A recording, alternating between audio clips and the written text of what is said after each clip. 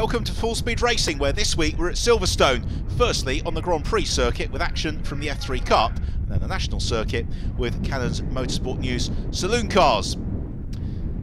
Two races from the F3 Cup on the Grand Prix circuit, and this is how they line up for race one, with Tristan Cliff in pole position alongside him, Louis Hamilton-Smith.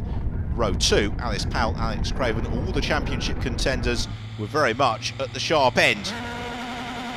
After a long hold on the lights when the race got underway, Tristan Cliff bogged down from pole and was immediately jumped by Louis Hamilton-Smith, who led into Copse Corner. The rest of the field cleanly through. Hamilton-Smith's lead wasn't to last very long though, because down the hanger straight, Tristan Cliff was through at Stone as they came through to complete the first lap. The order was Cliff, Hamilton-Smith with Alice Powell in third. Great racing to be found further back, and this move from Ollie Ray around the outside of Dave Carrascus was sufficient to give the Kiwi the lead and eventual victory in the trophy class for older cars. Louis Hamilton-Smith outbraked himself into Vale, trying to get on terms with Tristan Cliff, and that really sprung him from any sort of contention. A spin as well for Tony Bishop saw him taking an early bath. Super dicing a little bit lower down the field as Neil Harrison and Chris Headlam, together with Weston Taylor, all went wheel to wheel. It's Headlam who eventually prevailed from that scrap. This was the fight then for third position. Alex Craven to the outside, Henry Chart to the inside. Chart, a race winner earlier in the year, but Silverstone though wasn't able to withstand the pressure from Alex Craven, who picked his way through. Head of the field though, the battle was on between Tristan Cliff and Alex Powell, so the two pairs disputing the podium places.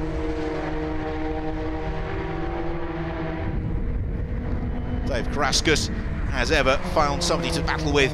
He was on terms with Mark Harrison as Ollie Ray disappeared into the distance. So frustration for Carrascus. Harrison trying very, very hard to overhaul Carrascus, which eventually he did. It was victory in fairly emphatic circumstances for Tristan Cliff. His winning streak continues. Alice Powell, runner-up, and Alex Craven completing the rostrum from Henry Chart. Ollie Ray victorious in the trophy class from Dave Carrascus.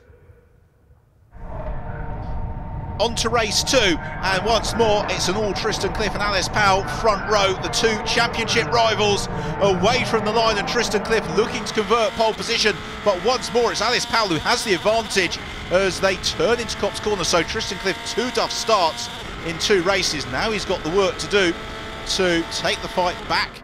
This time it's Alice Powell with Louis Hamilton-Smith in third position just behind them.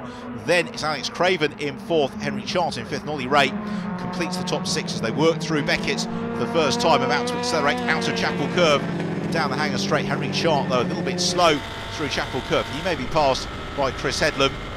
It's Tristan Cliff busy defending from Louis Hamilton-Smith down into Stowe Corner, and that could be the opening for Alex Craven to challenge Hamilton-Smith as well. Craven's got the inside line for Stowe and tries to thrust his way through. That said, Hamilton-Smith able to stick to his guns on the outside line as they then hit the brakes into Vale, and now Craven goes through into third and takes his turn to try and challenge Tristan Cliff. Cliff not looking quite as pointy in these early stages. Chris Headlam did find his way past Henry Chart. Felt to Chart really getting wrong through Beckett, as now Craven looking to challenge Tristan Cliff into Abbey. Breathtakingly quick between the pair of them, and Cliff assertively moves across, takes the line, and that immediately backs Craven up into Louis Hamilton-Smith. And this is the beauty of F3 racing, is these cars are so evenly matched. A hesitation of a tenth of a second or so is going to see you immediately thrust once more into the clutches of your rivals as they accelerate out of the loop and through Aintree onto the Wellington Straight. Sneaky group of cars as Hamilton-Smith again looking to challenge Alex Craven on the brakes into Brooklands. Craven covers the inside line. It means Hamilton-Smith looks to the outside. Hamilton-Smith is used to winning with his day job because he works for the Red Bull Formula 1 team. He's got a little bit of work to do if he is to win today. He was victorious though last year here at Silverstone in the F3 Cup. Hamilton-Smith, albeit on the national circuit. So 4th place Hamilton-Smith, 5th place the trophy class leader. That is Ollie Ray. That's the trophy class for the cars that manufactured prior to January 2002. As Henry Chart looks to make the move on Mark Harrison through Copse Corner, the youngster gains the position. It means that Harrison now under pressure from slightly more venerable Dave Carrascus. Back to the front of the field and Alice Powell and Tristan Cliff running nose-to-tail. These are the two drivers between whom it's widely expected the 2013 F3 Cup is going to be decided. It's Alice Powell who made all the running in the early season and built up quite a comfortable championship lead, but Tristan Cliff has really hit a purple patch of form and is on something of a winning streak. He did the double on the Brands Hatch Grand Prix circuit last time out. He then made it 3 in a row in the first race of the weekend, so he's looking for his 4th victory on the bounce, whereas really Alice Powell needs to finish ahead of Tristan Cliff to just once more extend her championship points advantage. They hit the brakes and turn their way into the loop now. Cliff looks to the outside of Powell. Alice Powell, though, knows this circuit well from her days racing last season in GP3, which of course had a round here. So the former Renault BARC champion, head of the former Monoposto Championship front runner, as Alice Powell moves Tristan Cliff towards the grass, and Cliff was committed to that. Well, you couldn't really see the start of that from that angle, but certainly Tristan Cliff would feel slightly aggrieved. At the same time, I think Alice Powell would say that she moved across a long time before Tristan Cliff was alongside, and he could have got out of it.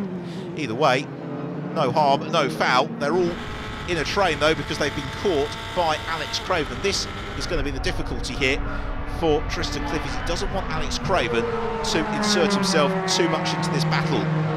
So they accelerate out of Copse Corner and sprint their way over the crest in the hill into then the Magnussen Beckett sequence, and Tristan Cliff will try and gain in on Alice Powell, but he's right in turbulent air behind Powell's car, and that is going to make it difficult in terms of understeer to stay right underneath her rear wing. But what Cliff needs is the good run out of the Chapel Curve and down the Hanger Straight. Closes up onto Alice Powell. He's going to be near enough to challenge into Stowe.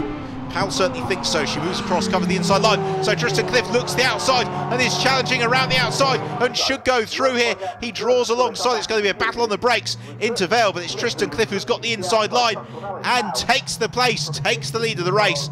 Lovely move that from Tristan Cliff. So he moves clear of Alice Powell. Now what has Alice got by way of a response? She looks to challenge Tristan Cliff, the pair of them sprinting past the Wing Pits complex into Abbey. Such a fast right-hander as they come out of Farm and into the section of Village, the Loop and Aintree. New section of the circuit that was built for the British Grand Prix a couple of years ago. Really proved a hit with the drivers, not least because it adds another overtaking opportunity. They then accelerate through Aintree onto the Wellington Straight and towards Brooklands.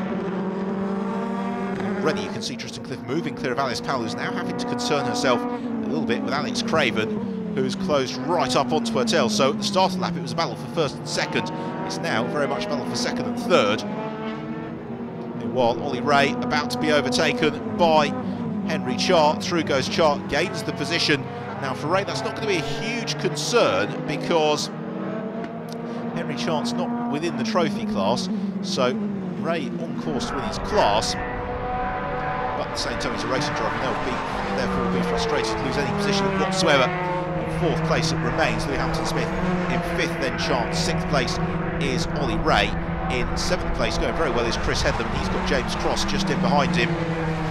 Well, Ray's been frustrated all weekend. He's just feeling that his engine is not quite on song. I just wonder whether that's manifesting itself as well again for Ollie Ray, because he's a very, very rapid driver. Out to Chapel Curve, meanwhile, the battle for 2nd and 3rd position. Alice Powell has got Alex Craven in her slipstream. A pair of them both veterans of the Renault BARC Championship. Alex Craven, who was a dominant privateer going back to the 2009 season. Alice Powell, of course, the 2011 champion. Hit the brakes into Vale and then will work their way around Clark Corner right at the furthest extremity of the Silverstone circuit, such as the extent we've actually left Northamptonshire, gone into Buckinghamshire very briefly. We'll then re-enter Northamptonshire pretty much at the point at which they reach Abbey, which they do now. Alice Powell moving clear of Alex Graham once more as problems for Henry Chart. He pulls off the road, so Chart encounters issues and the car grinds to a halt. That'll be frustration for Linton Stootley and the team. Alice Powell there, she's in 2nd. Now, has she shaken off Alex Craven? There's a quick spin for Chris Headlam.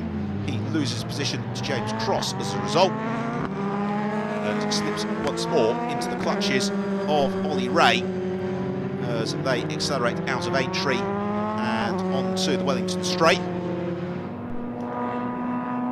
Headlam consults his mirrors, but I think for no reason Ollie Ray, I suspect, has got a bit of a problem there, because he's really not staying in touch with the cars in front in a straight line. He's driving the wheels off the car through the corners and really gaining the ground, but then along the straights he is slipping back ever so slightly.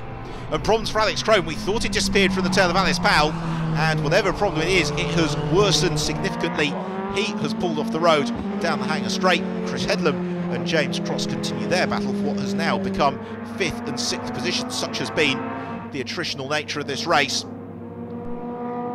As into Brooklands for the final time goes Tristan Cliff. He's going to make it 4 wins in a row in the F3 Cup. It's going to tighten up the championship somewhat, but all the while, as Alice Powell just continues to finish consistently, it means that Tristan Cliff is not really gaining as much ground as he quite have liked. So the checker flag goes out, and it's victory in the F3 Cup, the double win at Silverstone for Tristan Cliff and the Omnicron Motorsport team. 2nd place to Alice Powell, and it's Lewis Hamilton-Smith who completes the rostrum.